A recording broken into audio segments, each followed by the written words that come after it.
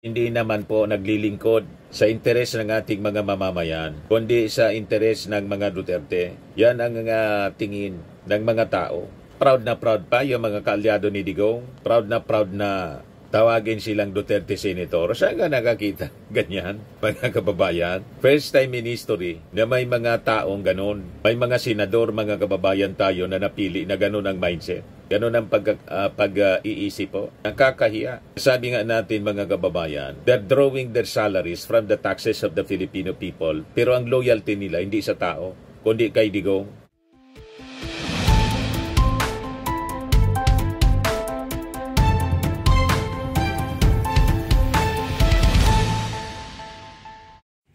Hello po mga kababayan, si Dante Maravillas, Bicolano vlogger, broadcast journalist from Albay. So mamayang hapon po, yung pagtalakay ng Senado doon sa naging desisyon ng Supreme Court. 2:30 yata in the afternoon, desisyon ng Supreme Court na ideklarang unconstitutional yung impeachment case laban kay Sara Duterte. Kaya ngayon pa lang na umaga, nagsasagawa na ng rally po yung iba-ibang mga grupo sa harap ng Senado. Ito yung report mga kababayan, 10 minutes ago pa lang ng Philippine Daily Inquirer. Progressive groups troop to the Senate ngayong araw na to demanding that the chamber start impeachment trial against Vice President Sara Duterte. The impeachment trial against Duterte remains pending at present.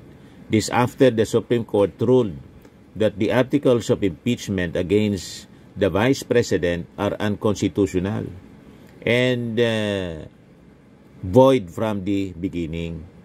Yung Congress, nag-file naman po ng motion for reconsideration appealing the High Court to reverse its ruling.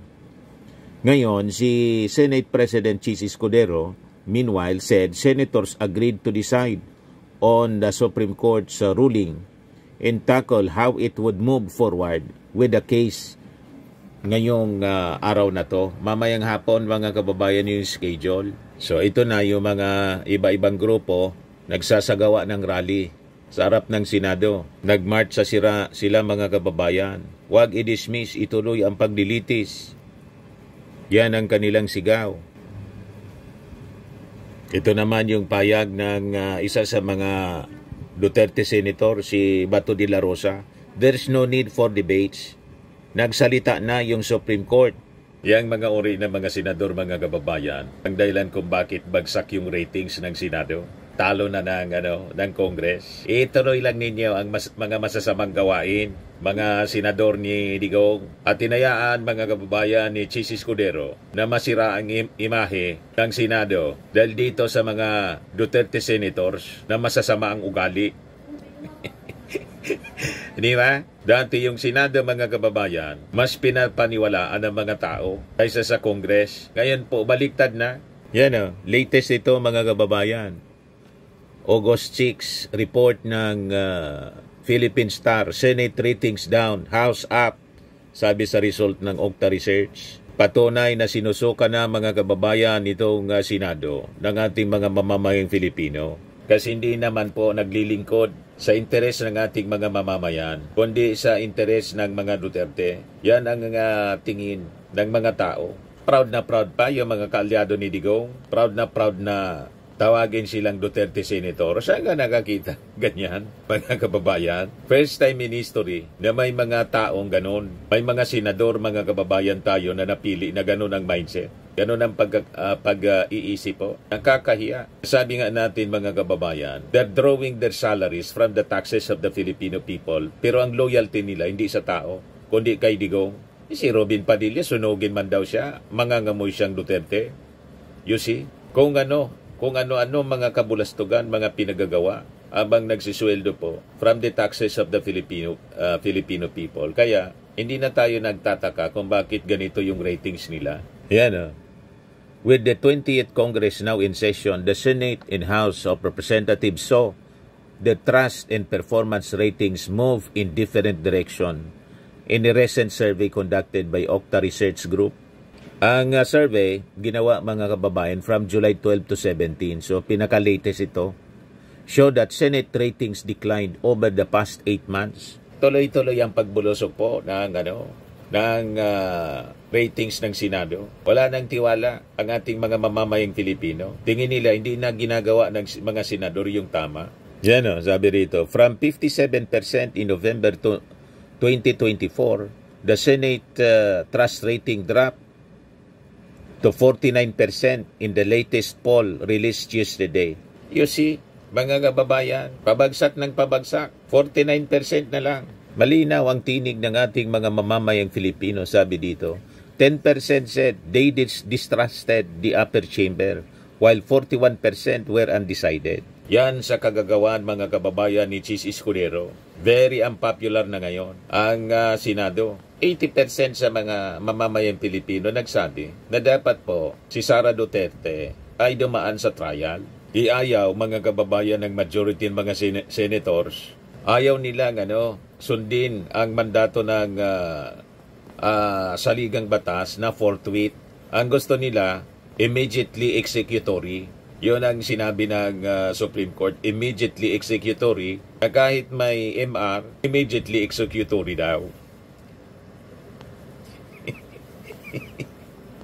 You see, na-file na yung motion for reconsideration, pero immediately executory. Di ano yun? Inopen mo pa sa motion for reconsideration, immediately executory pala yun.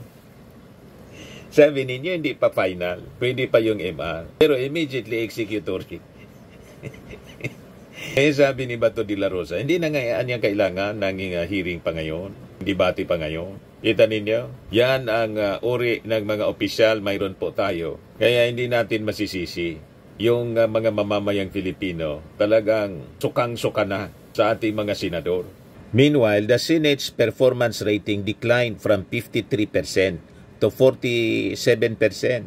Some 11% said they were dissatisfied with the Senate, while 42% were undecided. So in contrast, sabi dito sa balita, the trust rating ng House of Representatives improved from 49% to 57%. Nabaliktad po.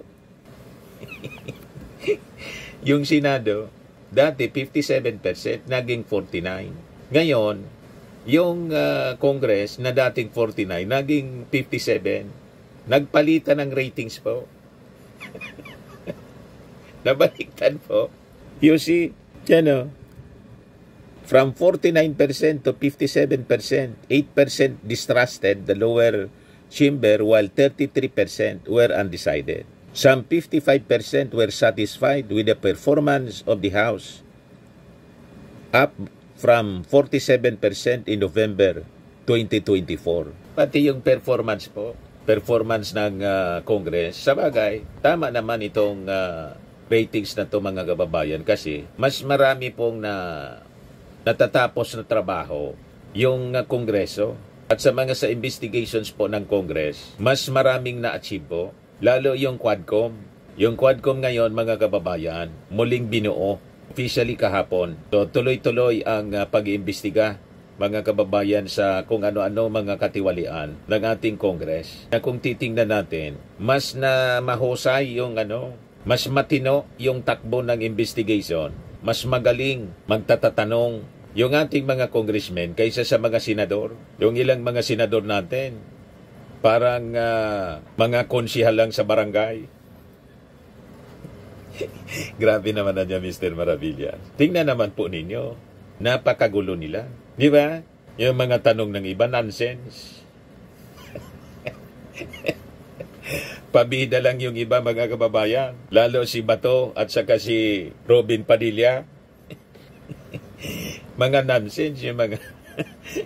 You see, imagine, senator judge ka, mag-motion to dismiss ka kung hindi ka. Tapos hinayaan naman, mga kababayan ni Chis Escudero, na wala na sa hulog. So nasira yung reputasyon ng Senado, mga kababayan, as reflected dito sa pinakang latest na survey ng UKTA. At tingin ko lalong tataas yung ratings, mga kababayan, ng ating mga congressmen sa pamumuno ni Martin Romualdez. Kasi ngayon pa lang po, may napakaganda na ginawa yung Congress. Yan budget deliberation ng Kamara, bubuksan na sa publiko. Napakaganda, mga kababayan. Transparency talaga. Sabi dito, inaprobahan na ng Kamara ang isang resolusyon na magpapaintulot sa mga third-party observers gaya ng civil society groups na saksihan ang mga deliberasyon sa pambansang budget sa sesyon nitong Martes, Agosto 5, kahapon. Layo ng akbang na ito na gawing mas bukas at transparent na proseso ang pagbuo ng pambansang budget, partikular na sa Bicameral Conference Committee hearings.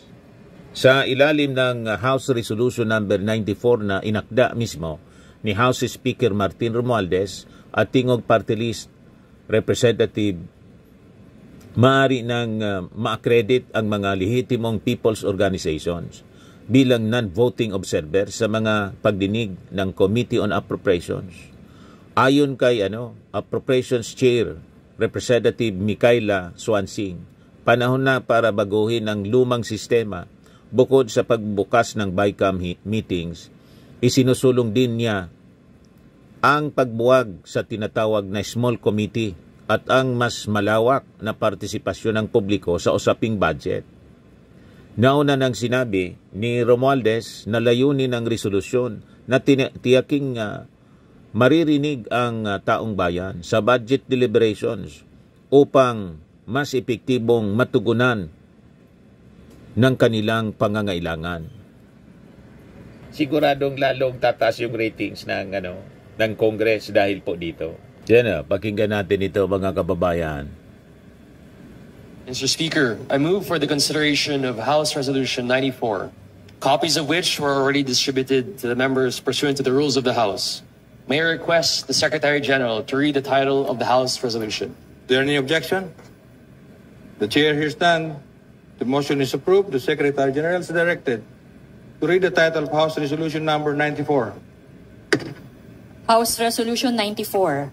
Resolution institutionalizing the active participation of bona fide people's organizations as official non-voting observers in the public hearings of the Committee on Appropriations on the national budget and all subsequent general appropriations. Majority Leader? Mr. Speaker, I move for the adoption of House Resolution 94. There is a motion to adopt House Resolution number 94. All those in favor say aye.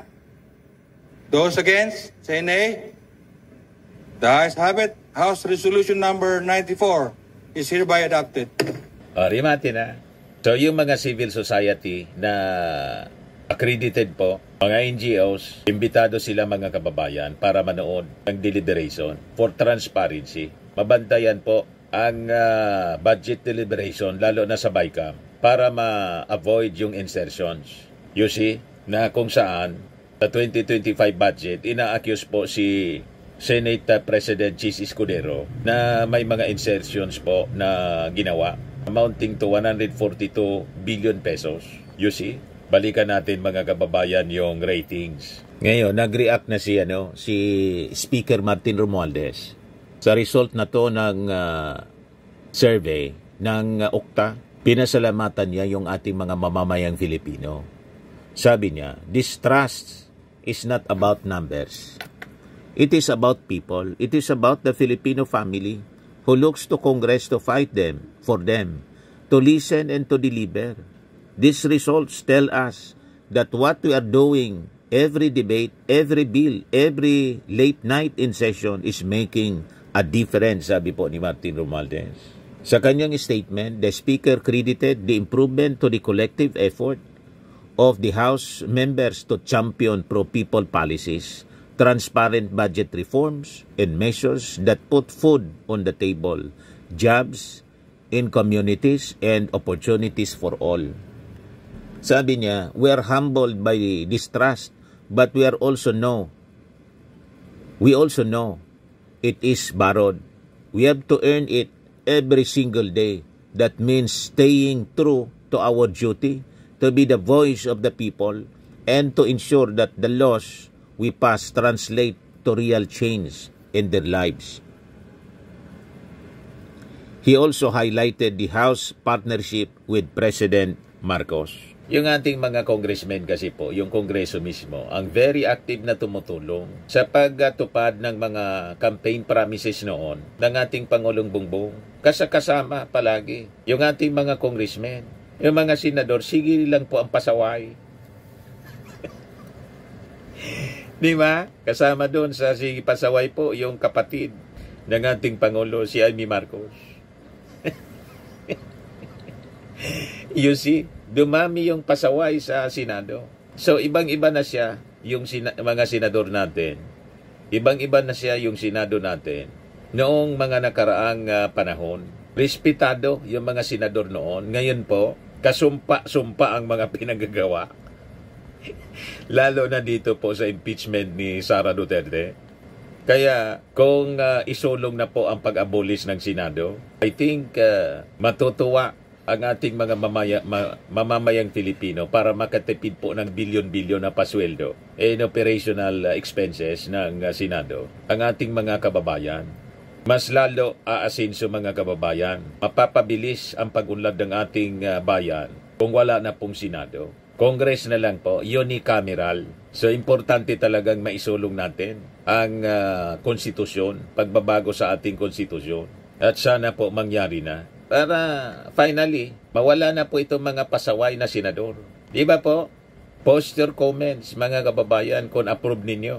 Ayan po, sa harap ng Senado, mga kababayan. Amen.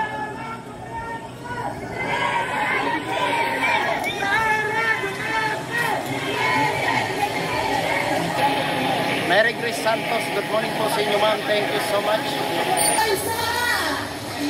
Ayan po. Marami pong tao. Kita-kita sa taong bayan ang kasalanan ni Sara. Ating unang karapagsalita, isa siya sa impeachment complainant.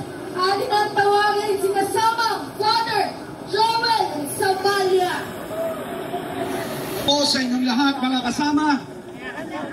At tayo po ay patuloy mananawagan sa Senado na pakinggan ang tinig ng mamamayan ay parating sa taong bayan ang dapat iparating. Ano yon?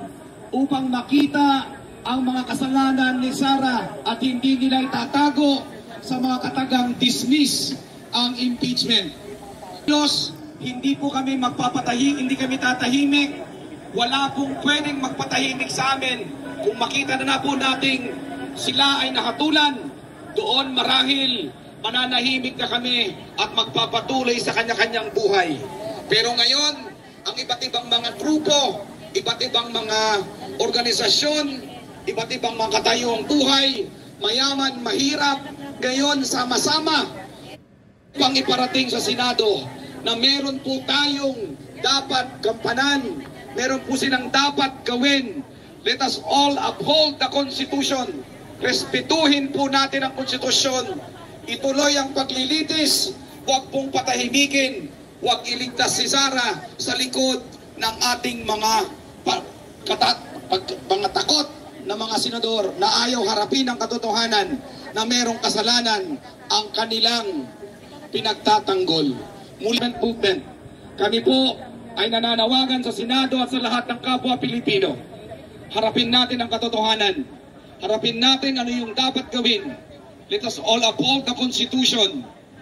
Atin pong litisin at tignan kung mayroon talagang katotohanan. At kung wala naman tayong problema doon.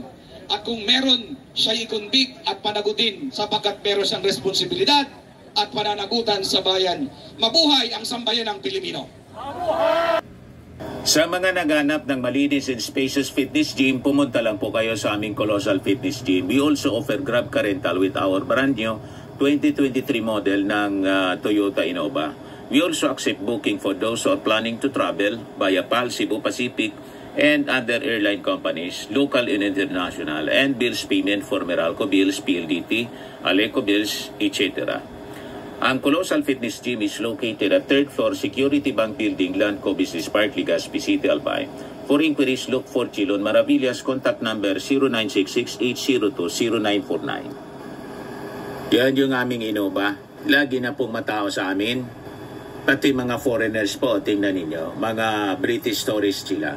Ang lalaki ng katawan na, mga kababayan, nag-gym sa amin. Ito naman po, Indian National. Ito mga mga European sila. Ito naman yung bago naming product na binibenta online, Eye Glow Serum. Whitening po siya galing sa South Korea. Tingnan ninyo yung epekto sa aking anak na architect entrepreneur, Riz Maravillas. For inquiries, look for Riz Maravillas on FB. Ito naman po, Firmax Firming and Lifting Cream. Pinapahid po sa mga pulses and affected area. Mainam po sa mga pains at paninigas ng mga kaso-kasuan. Ito po, Automax Radiant Serum. Sa mukha naman yung application. Anti-aging po siya. You will look 10 years younger than your age. Ito naman po yung bagong product naming binibenta online. I Am Amazing Pure Organic Barley Powder Drink Mix from Australia. Endorsed by cancer survivor Maritoni Fernandez. Pwede kayong magnegosyo nito mga kababayan. Tulad ng ginagawa ng aking anak. Tingnan ninyo. Pati coffee mix mayroon po. Kahit mga bata pa po nagninegosyo na nito mga kababayan. Tingnan ninyo. Pwede kahit sino. Malaki at stable po yung company. I Am Worldwide Corporation. Ito yung aming distributor sa Australia. Maraming kaming stocks po for your orders. Tingnan naman ninyo po, napakasaya mga kababayan sumali dito sa business ng Amazing Pure Organic Barley. Diba? Tingnan naman po ninyo, mga maasinso na sa buhay. Mayayaman na sila sa pagiging distributor po. Yan, mga bata pa, yung anak ko. Mga meetings po nila. So, ang health benefits niya po, boost immunity, improves digestion, enhances energy levels, packed with antioxidants, prevent cancer. For your business inquiries and orders, look for Riz Maravillas sa FB niya po. Message na lang po kayo. Pwede din po sa akin, siyempre. Sa mga mahilig po sa mga imported bags and wallets, kontakin na lang po ninyo si Ma'am Eileen Rosales sa kanyang page, Eileen Closet. May online selling po siya. Pwede ako yung manood sa kanya. Nakabase siya mga kababayan sa Amerika.